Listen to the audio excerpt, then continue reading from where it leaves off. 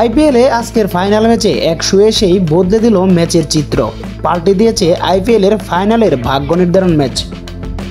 একজন বোলার যে কোনো সময় ম্যাচের মোড় ঘুরিয়ে দিতে পারেন, তারও একবার প্রমাণ করলেন সুয়েশ।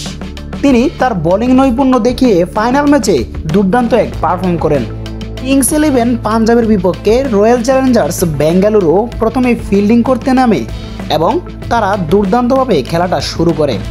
আর প্রথম ইনিংসে পুরোটা জুড়ে ছিল বিরাট কোহলির দলের দাপট। তারা দেখিয়েছেন তাদের দাপটে বোলিং। কে বলে বিরাট কোহলি আইপিএল জিততে পারে না? বিরাট কোহলি এবার দেখিয়ে দিলেন আইপিএল জিতে। শেষমেশ আইপিএল 2025-এর আসরে চিত্রনায়িকা প্রীতি জিন্তার দলকে নাস্তানাবুদ করে ফাইনালের পথে বিরাট কোহলির royal Challengers Bengaluru.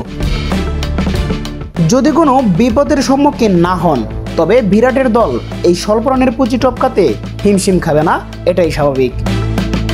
Royal Challengers Bengaluru দীর্ঘদিন পর ফাইনাল জিতবে, এমনটাই প্রত্যাশা ক্রিকেট প্রেমীদের।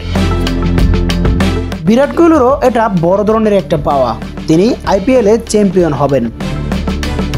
ইউনুস শেখ, 24 টিভি।